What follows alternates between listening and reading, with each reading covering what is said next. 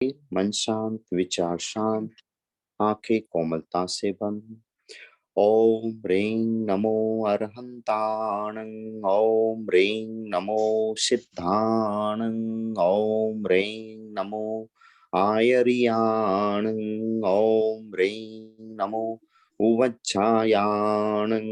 ओम ह्रीं नमो लोई सब्बसाहूणं।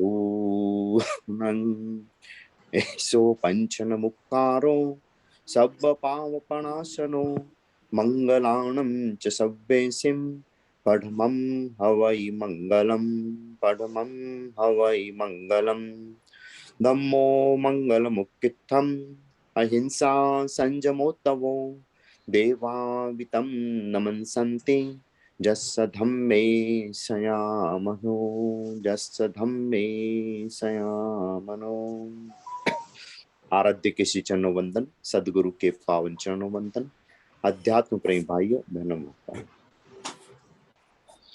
आज भी हम भक्तामर का थोड़ा कर नहीं पाएंगे क्योंकि मेरा थोड़ा सा एक कंप्यूटर का इश्यू के कारण अभी मेरे पास मेरा अपनी स्टडी का मैटर नहीं होने की वजह से मैं इसको तैयार नहीं कर पाया हूँ ठीक से। तो हम आज थोड़ा सा बात करेंगे, समय हमारा व्यर्थ नहीं जाएगा, कुछ ना कुछ इस संदर्भ में बात जरूर करेंगे। सबसे पहले महत्वपूर्ण है कि हमारा जैन धर्म का नवकार मंत्र, जिस नवकार मंत्र को हम सभी परंपराएं मानती हैं, यहाँ तक बहुत सारे लोग दूसरे भी मानते हैं, अन्य लोग भी मानते हैं। क्यों मानते हैं, इसके पीछे का कारण हमें पता भी होना चाहिए कि आखिर में जैन धर्म के नवकार मंत्र को हमने महामंत्र कहा है ना। महामंत्र, महामंत्र का मतलब है सबसे बड़ा मंत्र, है ना। क्यों कहा है, इसके पीछे का राज थोड़ा सा जानना चाहिए और हर व्यक्ति को इसके बारे में पता भी होना चाहिए, ताकि वो उस मंत्र की जो रचना है और रचना के पीछे का उद्देश्य और उसमें क्या इसका महत्व है जिसको महामंत्र कहते हैं। तो सबसे पहली बात है कि जैसे नवकार मंत्र जो है, उस मंत्र के अंदर में किसी भी व्यक्ति का नाम नहीं है, किसी व्यक्ति का नाम नहीं है। दुनिया में और बहुत बहुत सारे मंत्र है, लेकिन उन सारे मंत्रों के अंदर, ज्यादातर मंत्रों के अंदर में व्यक्ति की पूजा है, इसमें व्यक्ति के नाम है, लेकिन नवकार मंत्र में किसी व्यक्ति का नाम नहीं है। हाँ, लेकिन उसमें इस बात का जरूर है कि जिस व्यक्ति के अंदर ने नवकार मंत्र में जो बताए गए उस गुणों को अगर वो अगर अर्जित किया हुआ है, तो उन सारे जीवों को हमारा नमस्कार है। उन सारे जीवों को हमारा नमस्कार है। जैसे पहला मंत्र कहा गया नमो अरहंताण, ना। नमो अरहंताण भी बोल सकते हैं, नमो अरुहंताण भी बोल सकते हैं, नमो अरिहंताण भी बोल सकते हैं। इसके काफी अलग अलग वर्जन भी है, लेकिन इस वर्जन के पीछे का कोई इतना ज्यादा ये नहीं है, भावार्थ सबका एक ही निकलता है। तो नमो अरहंताण यानी कि अरिहंत। अरि तो मानो होता है शत्रु, अरि किसको बोलते हैं, शत्रु को। और हंत, हंत माने कि नाश करने वाला, शत्रुओं का नाश करने वाला। जिन्होंने शत्रुओं का नाश कर दिया वो अरिहंत हो गए।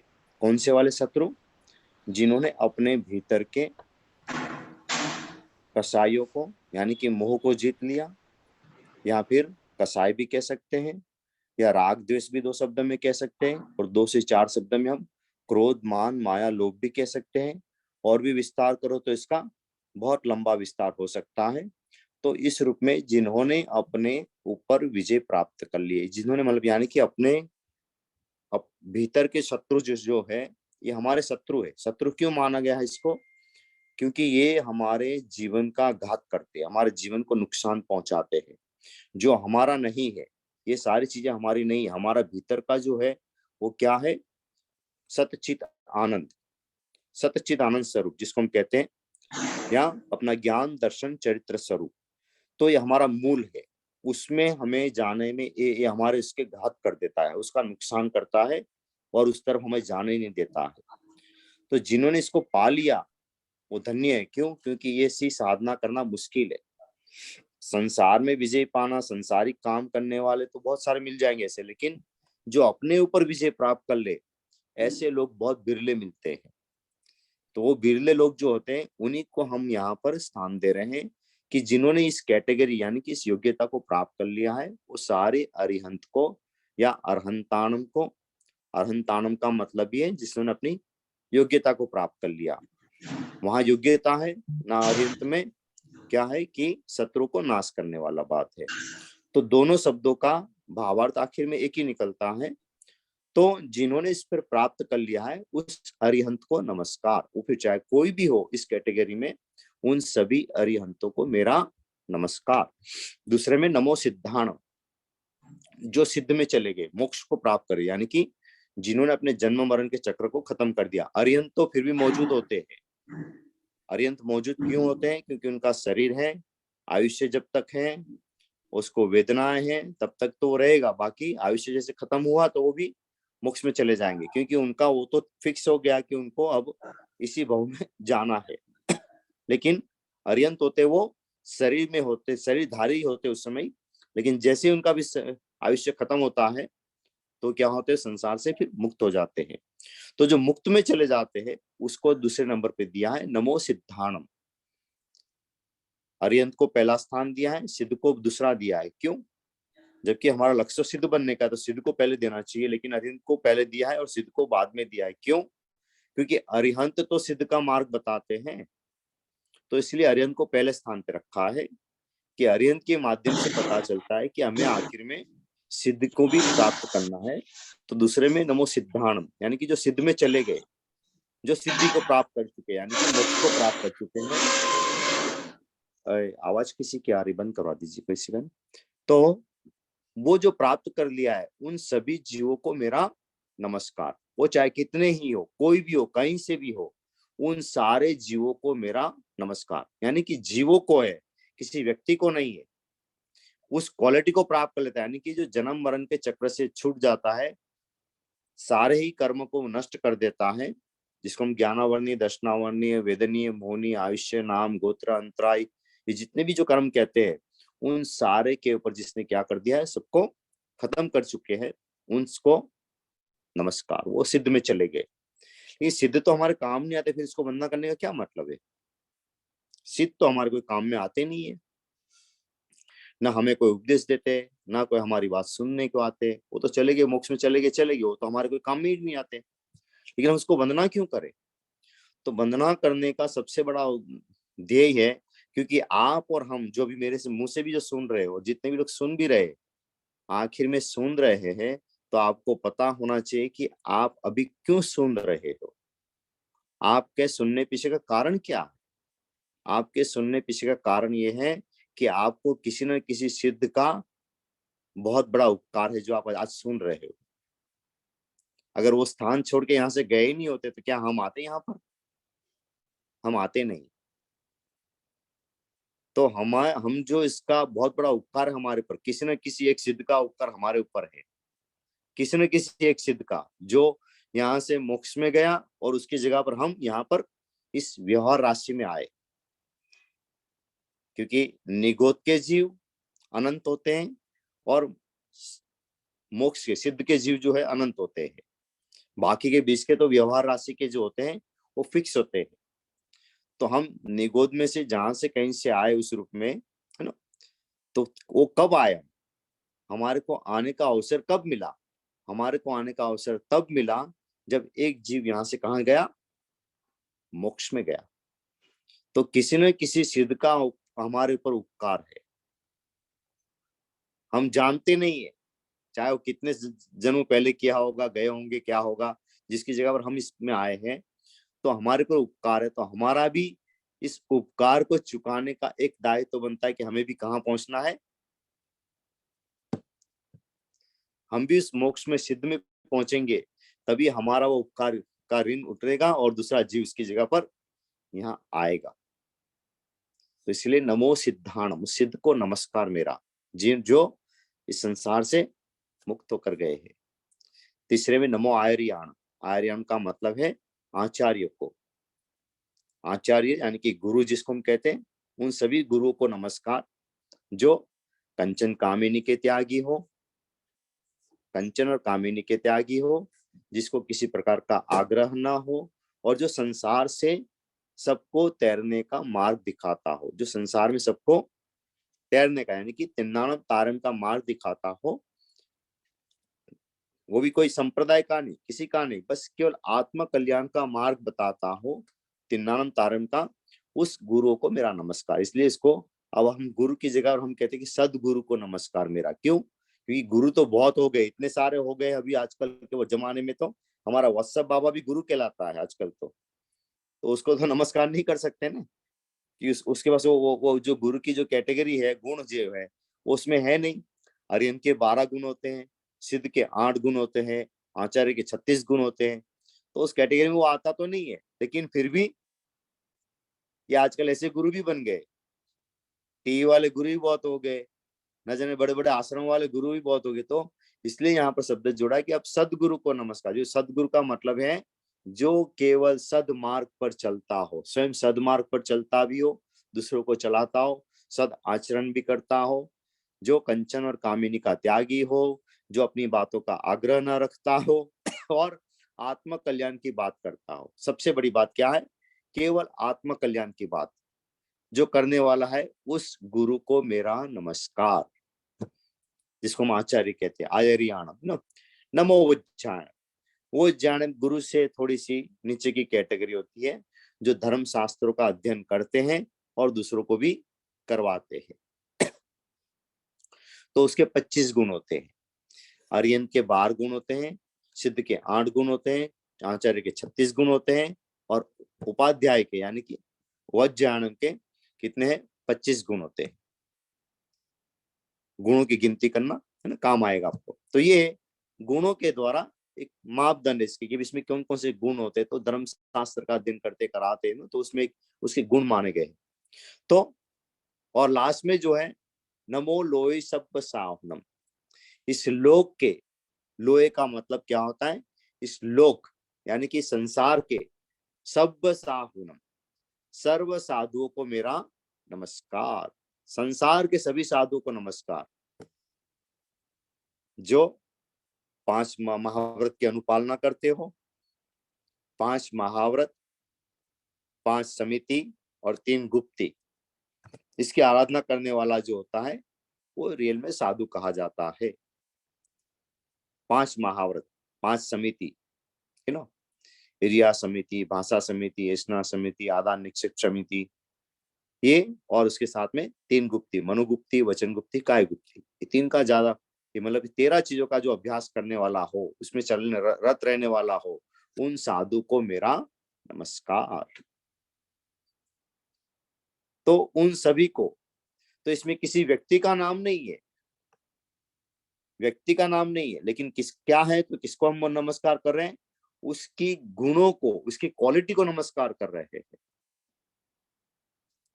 हम व्यक्ति को नमस्कार नहीं करते। किसी आप महाराज को देखते हैं, आप वंदना करते हो, तो उस महाराज को नहीं कर रहे हो, आप किसको कर रहे हो? उसके भीतर में विराजमान उस आत्मा को किया जा रहा है, जिन्होंने इस व्रत को, इस त्याग को स्वीकार किया है। इसलिए उसका नमस्कार है, ना कि उस शरीर को नमस्कार है।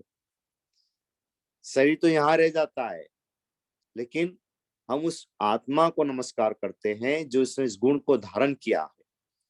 तो साधु के 27 गुण होते हैं। तो ये सारे गुण मिलाकर कितने हो गए? 108। इसलिए जैन धर्म की मान्यता ये है कि माला में 108 के मन के क्यों होते हैं? तो वो इसलिए होते हैं क्योंकि सारे के गुण जो है मिलेंगे आप 12, हरियन के 12 गुण, सिद्ध के 8 गुण, आचार्य के 36 गुण, उपाध्याय के 25 गुण और साधु के 27 गुण, ऐसे मिलाकर 108 हो गया। तो हम गुणों को नमस्कार करते हैं, ना कि व्यक्ति को नमस्कार करते हैं। ध्यान रखना, जैन धर्म के अंदर में गुणों को नमस्कार किया गया है, व्यक्ति को नहीं। महावीर को नमस्कार करते हैं, लेकिन महावीर को नहीं, उस महावीर की उस आत्मा को नमस्कार है जिन्होंने इस गुणों को धारण किया है। तो हमारे यहाँ व्यक्ति गौण है, हम व्यक्ति को महत्व देते नहीं है। फिर इसके अंदर में चाहे कोई भी हो, इन 5 की कैटेगरी में कोई भी हो, चाहे शिव हो, चाहे राम हो, चाहे कृष्ण हो, चाहे कोई भी जीव है इस तरह का, उन सभी को हम क्या करते हैं? महत्व देते हैं। इसमें हनुमान भी क्यों ना हो, क्योंकि हमारे यहाँ पर इन सबकी बातें आई है। जो मोक्ष में गया उसकी बात भी आई है। तो राम ने मोक्ष में गए, पांडव भी है जो मोक्ष में गए, श्री कृष्ण के बारे में वर्णन हमारे यहाँ है कि किस कहाँ है, किस रूप में है। तो हम उसकी उस आत्मा की क्वालिटी को नमस्कार करते हैं, ना कि व्यक्ति को नमस्कार करते हैं। और हिंसा की प्रवृत्ति में जो रथ है उनको तो हम नमस्कार करते ही नहीं है। क्यों? क्योंकि वो आत्मा जो है भटकी हुई आत्मा है। तो इसलिए हम जो नवकार मंत्र को इतना महामंत्र क्यों कहते हैं, तो इसकी विशेषता सबसे बड़ी ये है कि उसके अंदर में जो गुणों की बात की गई है वो शायद विश्व के किसी मंत्र में की गई हो, विश्व के मंत्रों में नहीं है कहीं पर भी इस रूप में। इसलिए जैन धर्म का मंत्र जो महामंत्र क्यों है, सर्वश्रेष्ठम क्यों कहते हैं? यार हमारा मंत्र बहुत, इसका मतलब हम क्या हम अपने आप को श्रेष्ठ बताना चाहते हैं? नहीं, ऐसा नहीं है। इस मंत्र के कारण इस विशेषता ऐसी प्रकट कर रहा है जिस कारण से मंत्र श्रेष्ठ मंत्रों में माना जाता है, इसलिए हम श्रेष्ठ मंत्र कहते हैं। तो ये नवकार मंत्र जो है हमारा सर्वोपरि मंत्र है, इसके लिए उस मंत्र को हम इसलिए बार बार नमस्कार भी करते हैं, इसे वंदन करते हैं, रोज स्मरण भी करते हैं, क्योंकि इसमें संसार के ऑलमोस्ट बहुत सारे ऐसे जीव आ गए जिसको सबको हम नमस्कार करें। इसलिए कहते हैं कि ऐसो पंचन मुक्कारो सब पाप पणासनो, ये नवकार मंत्र सर्व पापों को नाश करने वाला है। यानी कि हमारा दिन सुबह उठते ही हम उस चारित्र आत्मा को, ऐसी शुद्ध आत्मा को हम याद करते हुए स्टार्ट करते हैं और हमारे जीवन का आधार बनता है ये। तो ये हमारे यहाँ की सबसे बड़ी विशेषता इस बारे में बताई गई है कि नवकार मंत्र जैन धर्म का प्राण तत्व ही माना गया है, कि जैन धर्म का सर्वश्रेष्ठ मंत्रों में और प्राण तत्व के रूप में माना गया है। तो ये रही बात नवकार मंत्र की बात। दूसरी बात जो मुझे करनी है आपके सामने, हमारा जैन धर्म जो है वो बेसिक जो टिका हुआ है उसका हमारा सबसे बड़ा जो ये कारण है अहिंसा परमो धर्म। अहिंसा के ऊपर हमारे जैन धर्म की जितनी बात हम करते हैं, लेकिन उसके केंद्र में क्या है? अहिंसा। अहिंसा केंद्र में है। हम जो भी बात करते हैं, चाहे जैन धर्म के अंदर में संसार की बात की गई है तो वहां भी अहिंसा है, जीव की एक बात करते हैं वहां भी अहिंसा है।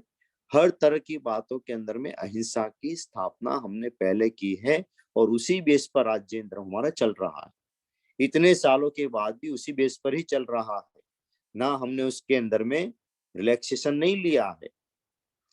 ये धर्म को के चलने के पीछे का सबसे बड़ा जो कारण है वो है हमने उस बात को अभी तक यथावत चलाने का प्रयत्न किया है। नहीं तो अगर ये अहिंसा के अगर धर्म से अगर हट जाता तो आज दुनिया भर में फैला भी हुआ होता, लेकिन वो फिर अहिंसा धर्म का पालन करने वाला नहीं होता, फिर वो बिखर चुका होता। जैसे बौद्ध धर्म जो है फैला तो बहुत, लेकिन उसने अपने मौलिक मूल्य को खो दिया। नॉनवेज भी खाते, सब खाने लग गए ना, तो ये क्या है? अपने मौलिक मूल्यों को उन्होंने खत्म कर दिया। लेकिन हमने इसको अभी भी संभाल के रखा है और उसको उसके ऊपर और भी आज भी हम पूरा यथासंभव चलने का पूरा प्रयत्न करते हैं। तो अहिंसा जो है ये हमारे जैन धर्म का प्राण तत्व है। ये अहिंसा को निकाल दिया तो जैन धर्म नहीं बचा, फिर खत्म। और अहिंसा के अंदर में हमने बहुत सारी चीजों की बात की गई है, लेकिन इसमें से आज एक चीज की हम बात कर रहे हैं कि अहिंसा के अंदर में एक चीज जो है महत्वपूर्ण, वो है हमारे जीवन का निर्वाह। जैसे साधु होते हैं वो तो 5 महाव्रतधारी होते हैं, वो तो सर्वथा सर्वथा हिंसा का त्याग करता है। साधु जो होते हैं सर्वथा हिंसा का त्याग करते हैं। अब जो साधु अगर हिंसा में इन्वॉल्व होता है तो मेरे हिसाब से उसको साधु की कैटेगरी माना नहीं जाता। साधु की कैटेगरी नहीं माना जाएगा तो वो नवकार मंत्र के अंदर भी नहीं आएगा। जो साधु हिंसा की प्रवृत्ति में अगर ये हो जाता है तो उसको नहीं माना जाएगा। क्यों? क्योंकि उसने हिंसा की प्रवृत्ति में लग गया। इसलिए साधु को करना नहीं, कराना ही नहीं, अनुमोदन करना भी कल्पता नहीं है यावत जीवन के लिए। क्योंकि जब दीक्षा लेते हैं तो यावत जीवन के लिए कहता है कि ना मैं करूंगा, ना कराऊंगा, ना उसकी अनुमोदना करूंगा, वो भी सूक्ष्म रूप में भी नहीं। ध्यान रखना है, सूक्ष्म रूप में भी किसी भी हिंसा में इन्वॉल्व होना नहीं है उसको। अगर कोई साधु बोलता है कि मंदिर बनाना है या कुछ ये कोई ये बनाना है, तो मैं कहता हूं कि वो साधुत्व से भटक गया। क्यों भटक गया? क्योंकि उसको बोलना कलपता ही नहीं है, उसको बोलना ही नहीं कलपता है। यहाँ तक साधु को किसी प्याव बनाना या हॉस्पिटल बनाना या इस तरह की कोई चीजों के लिए भी उपदेश देना जो है कल्पता नहीं है। क्यों? जैसे ही उपदेश दिया तो वो जितना भी सब होगा वो भयंकर से भयंकर हिंसा का कार्य होगा। उसमें जमीन भी खोदी जाएगी, पत्थर तोड़े जाएंगे, फिर उसके अलावा उसके ऊपर खड़ा करने के लिए जितनी भयंकर जो हिंसा होगी आरंभ समारंभ की, वो सारी हिंसा का भागीदार वो बन जाएगा। तो साधु को इसमें इन्वॉल्व होने की बिल्कुल मना है। सामाजिक रूप से श्रावक है या जो समाज के लोग हैं वो अपने हिसाब से करें, वो सामाजिक धर्म के अंदर में आता है। लेकिन साधु के धर्म के अंदर में इस तरह का कोई कार्य करना उनको अलाउ नहीं है। समाज के लोग करे वो उनका अपना दायित्व है, वो अपने हिसाब से करे, वो अपने चलाए, जो करना हो वो बात अलग है। लेकिन साधु को इसमें इन्वॉल्व होना बिल्कुल कल्पता नहीं है। साधु अगर इस तरह की कोई भी उपदेश देता है, प्याव बनाओ या फिर चबूतरे बनाओ, या मानो कि क्या बोलते हैं आजकल की हम भाषा में कहते हैं ना, पांजरापोरी बनाओ, लेकिन इस सब के अंदर में हिंसा की प्रवृत्ति होती है। इसलिए इस हिंसा की प्रवृत्ति में साधु को इन्वॉल्व होना नहीं है।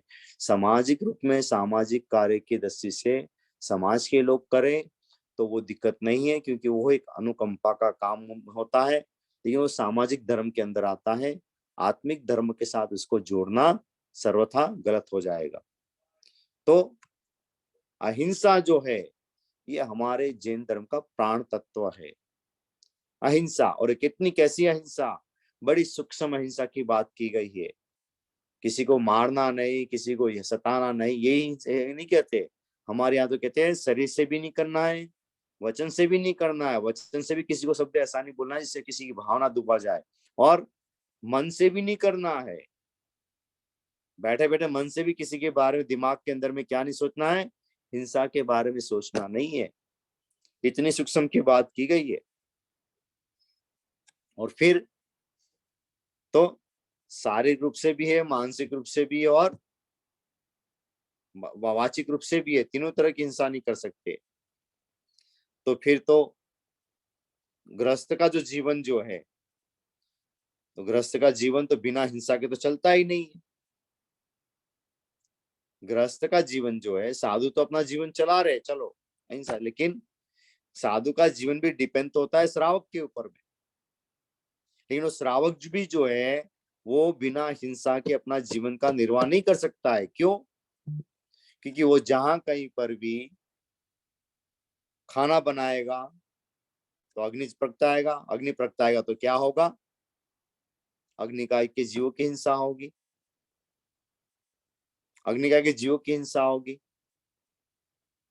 फिर वेजिटेबल को काटेगा तो वहां पर किसकी हिंसा होगी? वनस्पति काय के जीव की हिंसा होगी। पानी का उपयोग करेंगे तो वहां अपकाय के जीव की हिंसा होगी। और जब अग्निकाय के जीव की हिंसा होती है, साथ में पता है अग्निकाय की जीव का की हिंसा के साथ में वायुकाय की जीव का भी की भी हिंसा होती है। क्यों? क्योंकि अग्नि वायु के बिना जी नहीं सकती है। अग्नि वायु के बिना जी नहीं सकती है। अगर आपको कोई दिया जलता और उसके ऊपर आप ग्लास रख दो तो दिया क्या हो जाएगा? बुझ जाएगा। क्यों? क्योंकि जब उसके अंदर की जो ऑक्सीजन की मात्रा खत्म हो जाएगी तो खत्म हो जाएगी, वो बुझ जाएगा। तो वायुकाय की हिंसा भी वहां संलग्न रहेगी। तो अग्निकाय, वायुकाय और पृथ्वीकाय की हिंसा। गृहस्थ जीवन में तो इस तरह की बहुत सारे काम करते रहते जो मतलब, तो ये सारी जो हिंसा, जो पांच स्थावर जिसको कहते हैं हम, पांच स्थावर माने गए ना हमारे यहाँ पर, अग्नि पृथ्वी वायु है ना, सिर्फ सारे जो पांचों पांच जो है, तो इन सारी की हिंसा तो हो रही है। उसके बिना तो काम होगा भी नहीं। और दो इंद्रिय के, तेंद्रिय के, चतुर्न्द्रिय के, पंचेंद्रिय के उन जीवों की तो हिंसा बिल्कुल करना मना है, कि करनी ही नहीं है। लेकिन ये जो पांच स्थावर के द्वारा तो हमारा जीवन का निर्वाह होता ही नहीं है। तो फिर क्या करें? तो भगवान ने इसके लिए कहा है कि इसमें मिनिमाइज करो। क्या करो? भेद रेखा बनाओ जिसके अंदर में आवश्यक हिंसा और अनावश्यक हिंसा। आवश्यक का मतलब क्या है? जो जीवन को चलाने के लिए जरूरी है, जीवन को चलाने के लिए जरूरी है। क्योंकि सृष्टि का नियम है परस्परो ग्रहो जीवानाम। परस्परो ग्रहो जीवानाम का मतलब क्या है? कि संसार का हर एक जीव एक दूसरे के ऊपर डिपेंडेबल है। हर जीव एक दूसरे के ऊपर डिपेंडेबल होता है। जैसे कहते हैं बड़ी मछली छोटी मछली को खाती है, छोटी उससे भी छोटी को खाती है, छोटी उससे भी छोटी को खाती है। तो ये संसार का क्रम है। एक बड़ा जीव छोटे जीव को खाता ही है। जंगल में शेर अपने हिसाब से वो शिकार करता है, ये नियम है। जैसे कुत्ता बिल्ली का बैर होता है, क्यों होता है? वो इसीलिए हम कहते हैं कुत्ता बिल्ली का चूहे का बैर होता है। ये क्या है? ये जन्मजात बैर लेकर होता है, लेकिन ये इनका एक दूसरे के ऊपर डिपेंडेबल जीवन होता है। वो जीवन उसी रूप में चलता है क्रम से, उस योनि का, और इस योनि के आधार पर उनके भोजनगत व्यवस्था जो है उस आधार पर ही चलती है। जंगल में रहने वाले जीव, जंगल में रहने वाले पक्षी बर्ड्स जो भी होते हैं, वो अपने हिसाब से अपना भोजन पानी दाना सब चुग लेते अपने आप ही, इनको मिल भी जाता है। आप सोचते हो कि हमारे डालने से जीवन चलता है? नहीं, ऐसा नहीं है। सबको इस संसार में सभी जीवों को अपने अपने हिसाब मुताबिक सबको जीवन जीने का उस रूप में कहीं ना कहीं रास्ता होता ही है। आप परिवार में रहते हो, सोचते हो कि यार मेरे कारण परिवार चल रहा है, तो ये आपकी बड़ी भूल है। ये बहुत बड़ा मिथ्यात्व है आपका। क्या आप है तो ही परिवार चल रहा है? नहीं, ऐसा नहीं है। आप नहीं नहीं थे तब भी चल रहा था, आप है तब भी चल रहा है, आप नहीं होंगे तो भी चलेगा। आप सोचते बच्चों का क्या होगा, छोटे है, ये है वह, अरे कुछ नहीं है। सबका अपना अपना भाग्य सब लिखा कर आए, कर्म लिखवा के आए हैं। वो अपना रास्ता खोज ही लेता है। संसार का नियम है, कोई एक रास्ता बंद होता है तो दूसरा रास्ता खुल ही जाता है, एक दरवाजा बंद होगा तो दूसरा खुल जाता है। नियम में ध्यान रखना, कभी कोई चीज अटकती नहीं है। ये संसार का प्रवाह जो चक्र जो घूम रहा है ना, चल रहा है ना, वो चलता ही रहेगा, वो चलता ही रहेगा। इसको कोई रोक नहीं सकता है इसको। तो दिमाग में इस तरह की धारणाओं को मिटाने का प्रयत्न करना चाहिए। तो आवश्यक हिंसा और अनावश्यक हिंसा जितना जरूरत है हमारे लिए, कितना जरूरी है, तो उतने ही हिंसा आप, मैं इन्हें हिंसा की नहीं कह रहा हूं, लेकिन आपको जितना आवश्यक है उतना छूट रख के बाकी सबका आपको क्या कर देना चाहिए? त्याग कर देना चाहिए। जितना त्याग करोगे उतना धर्म हो जाएगा, अभयदान भी हो जाएगा आपका। संसार के सभी जीवों को अभयदान मिल जाएगा। आपको जितना जरूरत है, चाहे आप लोग को लगता है कि मुझे 10 जोड़ी 20 जोड़ी या 50 जोड़ी, चलो मान लो 50 जोड़ी कपड़े की मुझे जरूरत है, तो 50 जोड़ी का आप निर्धारण कर दें, मुझे 50 जोड़ी से ज्यादा एक भी जोड़ी कपड़ा रखूंगा नहीं यावत जीवन के लिए। जब भी आपको 50 से ज्यादा एक एक्स्ट्रा लेना हो तो पहले एक को निकालना होगा, बाद में आप ले सकते हो। उससे ज्यादा लेना नहीं। क्यों?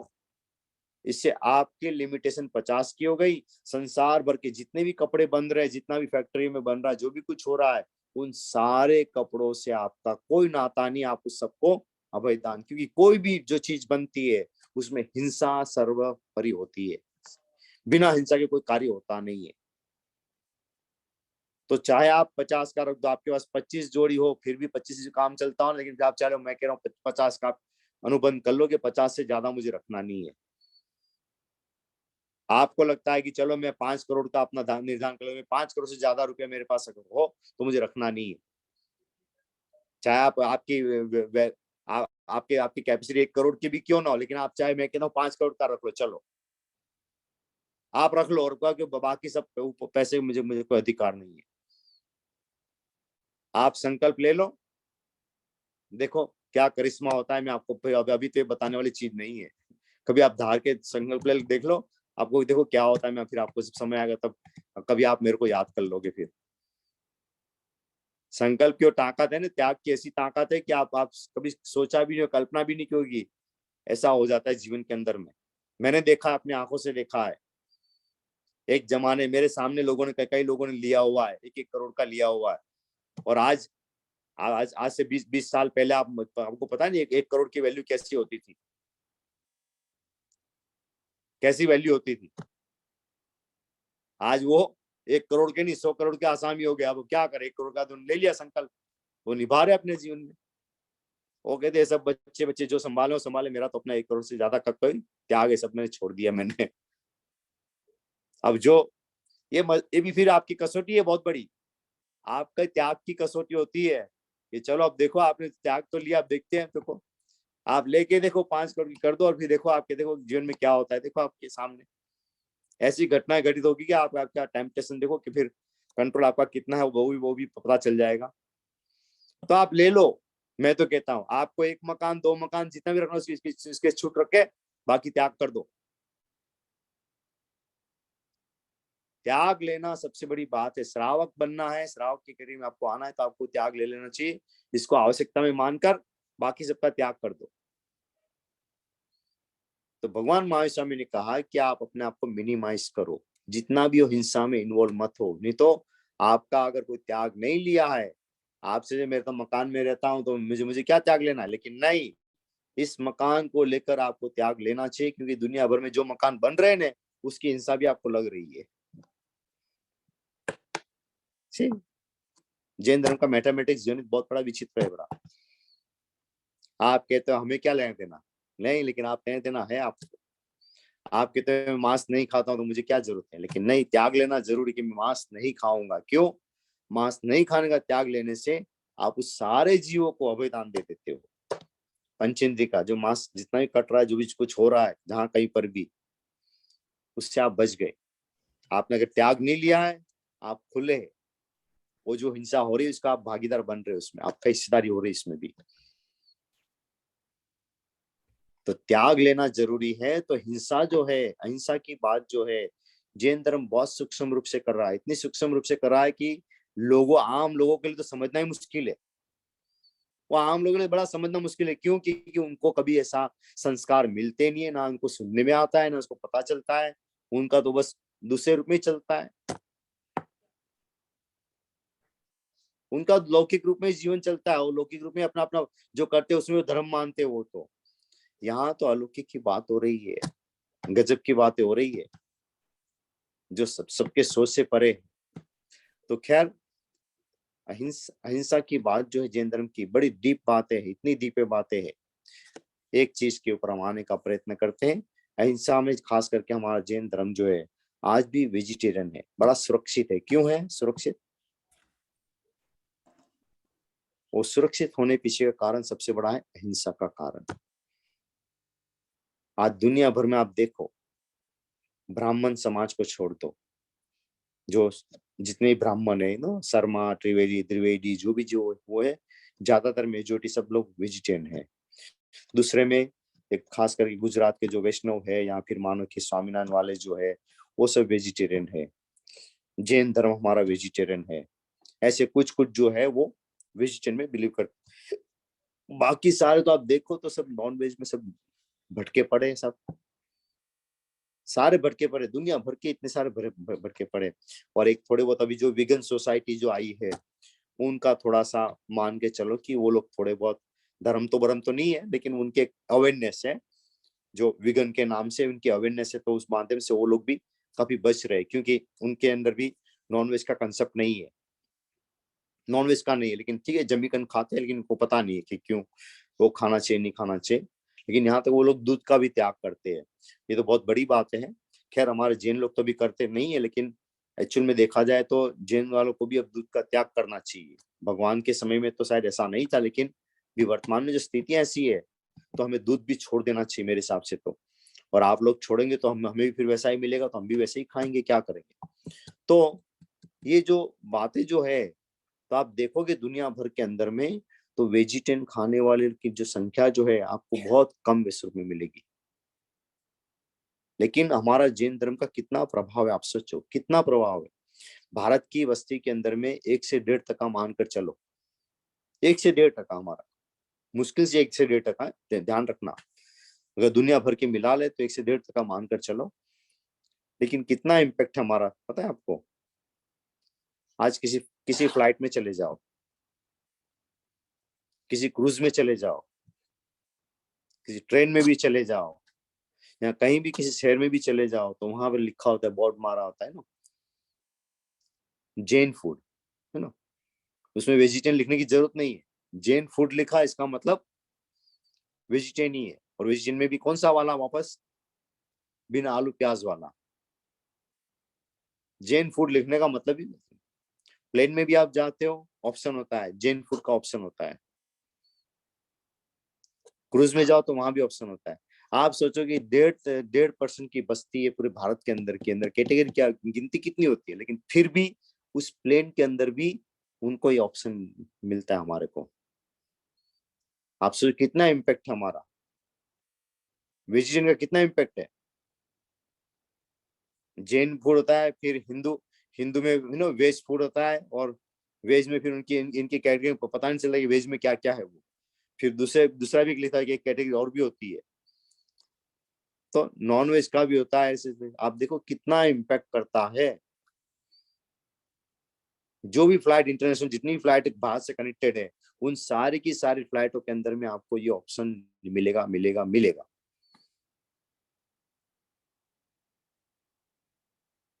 तो ये अहिंसा का सिद्धांत, वेजिटेरियन का सिद्धांत हमारा जो है कितना इम्पैक्ट कर रहा है। अब बात पर आते हैं जैनिज्म की बात, जो हमारी खास करके वेजिटेरियन की जो बात हम कर, मैं अभी कर भी रहा हूँ आपके सामने, और मैं उसके ऊपर आने का प्रयास भी कर रहा हूँ। लेकिन मैं देखता हूँ कि समय की सीमा मुझे अलाउ कर रही है या नहीं कर रही है। अगर वो अलाउ करती हो तो हम आगे थोड़ा सा, चलिए मैं थोड़ा सा 10 मिनट में पूरा कर दूंगा, इस टॉपिक को 10 मिनट में पूरा कर दूंगा। तो वेजिटेरियन के बारे में बात करते हैं। क्या हमारा जैन धर्म ही केवल वेजिटेरियन है, या क्या वेजिटेरियन का सिद्धांत जो है ये कुछ और कुछ है? सबसे पहली बात तो ये सिद्धांत कोई जैन धर्म का है ही नहीं। ये सिद्धांत जैन धर्म का नहीं है, क्योंकि जैन धर्म जो हमने बना दिया है तो वो तो हमने बनाया बाद में।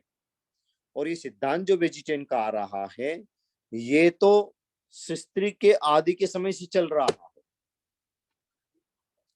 सृष्टि के आदि के समय से चल रहा है। क्यों? क्यों चल रहा है?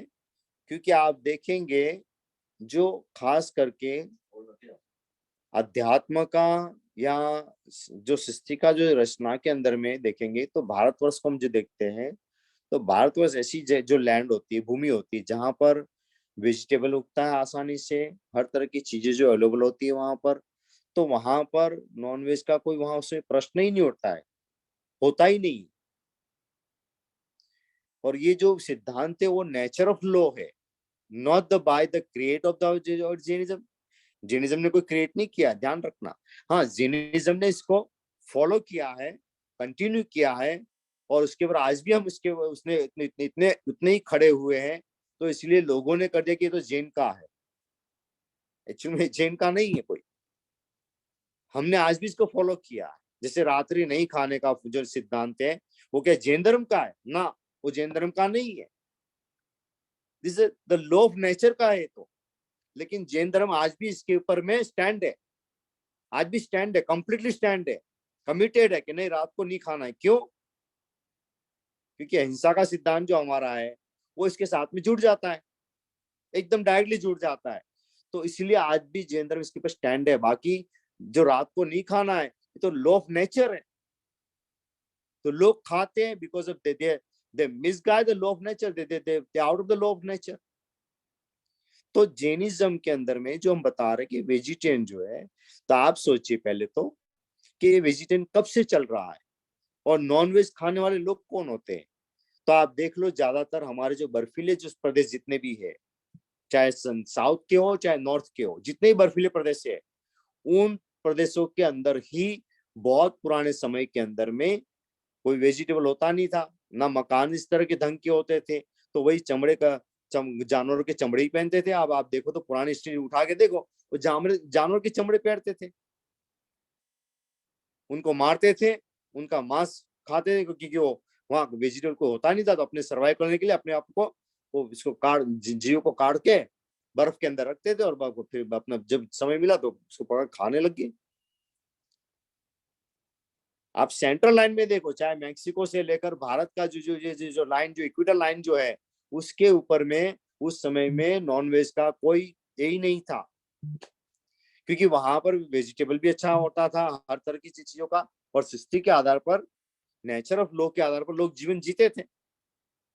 लेकिन जो लोग जितने बर्फीले प्रदेश में रहते थे, वो लोग सारे ही नॉनवेज खाते थे, और रहने वाले भी कम थे, वैसे इतने ज्यादा कोई नहीं थे। वो तो कालांतर में सब परिवर्तन हुआ, संस्कार बदलाए, जब मकान बनने लगे, इस तरह के मकान बनाने लगे कि जहां पर हीटर एसी की सारी सुविधा हो, तो धीरे धीरे उन्होंने संस्कृति को डेवलप किया। बाकी वो भी तो गुफाओं में रहते थे, हमारे से भी गए गुजरे थे तो सारे, जितने भी वेस्टर्न कल्चर है या जितने भी है, हमारे से भी गए गुजरे थे, जिनको संस्कृति नाम की कोई चीज ही पता नहीं थी, क ख ग भी नहीं आता था संस्कृति का उनको, तो गुफाओं में रहकर जीते थे। आज भी आप कहीं यूरोप में जाके देख लो, आपको पुराने जब ऐसे ऐसे जो पुरानी फोटो देखोगे, तो ऐसे ही आपको सब खुले खुले में दिखेंगे, और चमड़े के डाले हुए कपड़े ऐसे दिखाएंगे आपको, देखना हमारे जो आदिवासी होते हैं ना, उससे भद्दे दिखते हो। तो वो लोग सारे ही नॉनवेज खाते थे, क्यों? अपने आप को सर्वाइव करने के लिए, ध्यान रखना, अपने आप को सर्वाइव करने के लिए वो सारे ही नॉनवेज खाते थे उस समय में। बाद में तो ये जो सारा जितना भी निर्माण हुआ, उसके बाद में तो नॉनवेज को इन्होंने बिजनेस बना दिया, वो लोग नहीं, क्यों?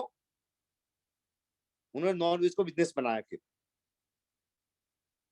नॉनवेज खाना इंसान की फितरत में नहीं है, क्यों नहीं है? मैं अभी एग्जांपल दे दूं आपको। चलिए, एक तरफ हम कैटेगरी में रखते हैं वेजिटेरियन एनिमल, और दूसरी कैटेगरी में रखते हैं नॉन वेज एनिमल। दो कैटेगरी रखते रहो, आप सेंटर में हो, अभी आप दोनों को आप एनालाइज कर रहे हो। तो एक तरफ में वेजिटेरियन एनिमल कौन से हैं? तो गाय है, घोड़ा है, हाथी है, बकरी है, घेटा है, हिरण है, ये सारे एक तरफ से वेजिटेरियन एनिमल। और एक तरफ में नॉन वेज एनिमल कौन कौन से? सिंह है, चित्ता है, चाहे फिर कुत्ता भी है, चाहे बिल्ली है, ये सारे क्या है? नॉन वेज एनिमल है। ठीक है, ये दो कैटेगरी हो गई। अब दोनों में फर्क क्या है? दोनों में सबसे पहले फर्क देखना, इनकी आंखें। नॉनवेज एनिमल की आंखें क्रूर होती है, ध्यान रखना। अगर रात को भी आपने देख लिया ना, तो आप डर जाओगे। जब दिन में भी देखो तो उसकी आंखों में क्या होता है? क्रूरनेसता दिखती है आपको, बड़ा क्रूर दिखता है ना, जैसे आपको अभी है ना ये कर देगा। और वेजिटेरियन एनिमल देखो, हमेशा आपको कंपेशन दिखती है उनकी आंखों में, चाहे हाथी की हो, चाहे घोड़े की हो, चाहे गाय की हो, चाहे इसके हिरण का हो, किसी की भी देख लो आप, इन सबकी आंखों में आपको कंपेशन नजर आती, करुणा नजर आती है। दूसरा कारण, नॉनवेज एनिमल के नाखून जो होते हैं, वो कैसे होते हैं पता है ना? शार्प होते हैं नॉनवेज के, ताकि वो किसी चीज को बाइट करके पूरा नोच सके उसको। और वेजिटेरियन एनिमल के कैसे होते हैं? सब फ्लैट होते हैं, चाहे गाय का देखो, घोड़े का देखो, हाथी का देखो, चाहे हिरन का देखो, चाहे बकरी का देखो, किसी का भी देखो, इन सब के क्या है? फ्लैट होंगे। और नॉन वेज के नाखून जो होंगे वो ये से होंगे, पूरे एकदम, ताकि नोच सके इसको। नंबर 3, क्या फर्क है नॉन वेजिटेरियन में? बड़ा फर्क है दांत का। नॉन वेज एनिमल के दांत जो होते हैं, वो पूरे नुकीले बाहर निकले होंगे, दोनों तरफ से बाहर निकले होंगे, लंबे लंबे होंगे ना, वो किसी चीज को फाड़ने में उसको वो सेव करता है। और वेजिटेरियन एनिमल के दांत देखो, सारे फ्लैट होते हैं, एक लाइन में, एक पंक्ति में होते हैं, कोई बाहर निकले निकले हुए नहीं होते। आप देख लेना किसी के भी, गाय के, घोड़े के, जो आप चाहे तो मुंह खोल के भी देख लेना, आप चेक कर लेना, है ना। तो ये फर्क हो गया।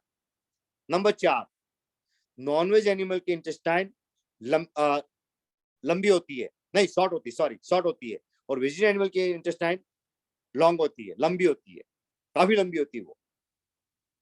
ये फर्क है।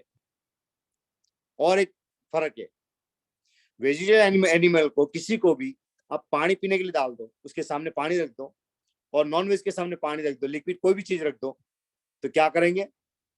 वेजिटेरियन एनिमल पानी किससे पिएगा? अपने लिप्स से पिएगा, लिप्स अंदर डालेगा और सक करेगा पानी को। आप देखना, चाहे गाय हो, घोड़ा हो, हाथी हो, किसी हो। हाथी तो खैर अपने सूंड में लेकर करता है, लेकिन फिर भी आप देखना। और नॉनवेज एनिमल को अगर आपने पानी रख दिया, वो क्या करेगा? उसको जीभ से चाटेगा, वो पानी पिएगा नहीं, वो चाटेगा। आपको पता है माँ बाप बचपन में मना क्यों करते, चाटने के मना क्यों करते, पता है आपको? हाँ, इसीलिए मना करते हैं कि नहीं चाटना नहीं। क्यों? जानवर चाटते। कौन से जानवर? वो भी नॉनवेज जानवर चाटते हैं। तो वो आपके संस्कार को बदलने का प्रयास करते हैं कि क्या हम भी है ना, एक जमाने में जानवर थे ना, तो संस्कार हमारे जागते हैं अंदर से। हमारे अंदर भी एक एनिमल ब्रेन होता है, कहते हैं एनिमल अंदर भी हम जिंदा है अभी भी। तो उस संस्कार को मिटाने का प्रयत्न करते कि नहीं, नहीं करना है, ऐसा नहीं करते।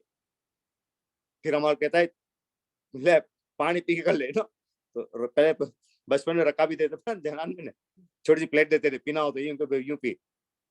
ग्लास गर्म होता था और पिया नहीं जाता तो प्लेट में देते थे।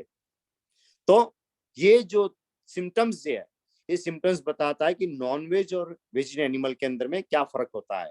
अब आप बताओ, जब मैंने सिम्टम्स बताया, अब आप बताओ कि हम कौन है, इधर की कैटेगरी में या इधर की कैटेगरी में? किस कैटेगरी में हम? इन सब चीजों को देखते हुए तो हम वेजिटेरियन हैं। तो by birth, by by birth, birth, by nature we are vegetarian animal, we are not non veg animal. Animal में अगर माने आदमी को भी, अगर तो एनिमल तो है ही आखिर में, लेकिन by birth, by nature we are vegetarian, not non vegetarian, by birth. क्यों? क्योंकि हमारा शरीर की रचना जो हुई है वो उस आधार पर ही हुई है कि वेजिटेबल। नॉनवेज, नॉनवेज जो जो जीव है उसको वेजिटेरियन के बिना जी नहीं सकता है, ध्यान रखना। नॉनवेज वाला वेजिटेबल के बिना जी नहीं सकता है, लेकिन वेजिटेरियन आदमी जो है, वेजिटेबल जीव जो है, वो बिना नॉनवेज खाए भी जिंदगी भर जी सकता है। बिना नॉनवेज खाए भी जिंदगी भर जी सकता है, बिना किसी रुकावट के। उसमें सारे उनको ये मिलते हैं, न्यूट्रिशन सब कुछ मिलता है। अब आप देखो ने, एक गाय घोड़ा जो है केवल घास ही खाते जिंदगी भर में। गाय घोड़ा जिंदगी भर घास खाते, फिर भी उनको सारे न्यूट्रिशन मिल रहा है। और गाय को तो घास खाते तो कम दूध भी देती है, और घोड़े को भी अगर घास खिला दे तो भी कितना स्ट्रांग होता है, कितना आपकी सवारी काम आता है। हाथी देखो, इतना वेजिटेरियन खाने के बाद भी वो बिल्कुल ही इतना स्ट्रांग है। तो नॉनवेज खाए बिना जो एनिमल जो है वो जीवन जी सकते हैं, और नॉनवेज एनिमल है वो बिना वेजिटेरियन के बिना उनका जीवन चलता नहीं है, उनको वेजिटेबल आदर रहना ही पड़ता है। उनके पार्ट खाने में वेजिटेबल इंक्लूड होता ही है। तो ये आप समझने वाली बात है कि हमने इस सृष्टि के लॉ को फॉलो किया है, तो इसका मतलब ये नहीं कि जैन धर्म का प्रिंसिपल है। जैन धर्म ने आज तक उसके ऊपर स्टैंड लिया है। क्यों? क्योंकि इनका बेस जो बना है अहिंसा का, वो इसलिए इसके ऊपर हमारा महत्व है। तो हम जहां कहीं भी जाते, बच्चों को भी इस बात को समझाने का इसलिए प्रयत्न करें ताकि वो किसी रूप में, किसी बातों में आके भटक न जाए। तो हम उसके ऊपर में थोड़ा सा उसको इस प्रकार से बात से अभी अभिज्ञ भी कराते हैं कि भाई हम क्यों इसको नहीं मानते, क्यों नहीं खाते। क्योंकि वो तो जब जाते हैं ना स्कूलों में, तो वो कहते हैं ये सारे लोग नॉनवेज खा रहे, तो हमें क्या नाम, क्या प्रॉब्लम है, इसमें प्रोटीन मिलता है, ये मिलता है। अरे कुछ भी फर्क नहीं पड़ता है, ये सारे चोचले हैं सब, प्रोटीन वोटीन के सब जितने भी बनाए हुए ना, ये सब डॉक्टरों के मिलीजुली भगत है। चाहे नॉनवेज बेचने वाले, चाहे अंडे बेचने, सबकी डॉक्टर की मिलीजुली भगत है। ये सारे एड में सब जो दिखाते हैं ना, ये सारे चोचले हैं। चाहे किसी भी तरह की ऐड दिखाते हैं, चाहे कॉस्मेटिक की ऐड दिखाते, चाहे कपड़े की दिखाते, ये सब सारे के सारे आजकल चोचले बन गए। और बस पैसा कमाओ, लोगों को बेवकूफ बनाओ और पैसा कमाओ। और यहाँ तक नहीं, यही नहीं, आज तो बहुत सारे धर्मगुरु भी ऐसे बन गए हैं जो लोगों को बेवकूफ बनाने में के होड़ में लगे। वो भी तो ये बोले कि दुनिया में यही लोग पैसे क्यों कमाए, हम भी कमाए, अच्छी तरह से पैसे बनाए। तो इस होड़ के अंदर में बहुत सारे ऐसे गुरु भी लग गए हैं, आचार्य भी बन के लग गए हैं कि चलो करो, हम भी करें ना। तो दुनिया तो ऐसी ही है, पागल है। बनाओ उनको, जितना बनाओ उतना बनाओ, और करो अपना अपनी जिंदगी की ऐसो आराम जो करनी हो कर लो। तो इसमें लगे हुए, लेकिन हमारा अंदर का सिद्धांत जो कहता है कि गलत का परिणाम गलत ही होता है, चाहे कुछ भी हो जाए। हमें दिखता है कि हम बहुत अच्छा है, बहुत कर रहे हैं और बहुत आगे चल रहे हैं, लेकिन आखिर में सबका परिणाम जो है वो गलत का गलत ही होता है, और बुरे का बुरा ही होना है। चाहे कितनी ही मूवी देख लो, बरसों पुरानी देख लो, आज की देख लो, कि आने वाले समय की देख लो, दो ही चीज होती है, एक हीरो होता है, एक विलन होता है, और हमेशा विलन जो है वो हमेशा उसका एंड ही होता है, एंड ही होगा। ये नियम है, चाहे फिर वो किसी भाषा की भी देख लो, चाहे वेस्टर्न की देख लो, चाहे इंडियन की देख लो, चाहे कोई भी देख लो, विलन जो होता है हमेशा उसका एंड में अंत ही होना है, ये निश्चय है। इसको बदल नहीं सकते हम, कभी भी बदल। क्यों? क्योंकि मोरल से, मोरल्स का मतलब हमारे भीतर की आत्मा की ये आवाज है, इसको हम कभी चेंज नहीं कर सकते। चाहे आप उसकी आवाज कभी कभार नहीं भी सुनो, लेकिन वो उससे बदलता कुछ नहीं है, बदलता कभी कुछ भी नहीं है। वो सिद्धांत वही का रहे, ठीक है। जैसे अभी लगता है कि वर्तमान में पाप बड़ा हावी है ना, बुराई बड़ी हावी है, लेकिन इसका मतलब ये तो नहीं कि सच्चाई मर गई है। सच्चाई कभी मरती भी नहीं है, ध्यान रखना। हाँ, वो अभी एक बार थोड़ी पीछे चली जाती है, लेकिन वो कभी खत्म नहीं, कभी नहीं होती है। क्यों? क्योंकि सृष्टि का नियम है, सिद्धांत है। कहते हैं ना, अंधकार चाहे कितना ही घना हो जाए, लेकिन सूर्य की एक किरण आने से वो अंधकार भग जाता है।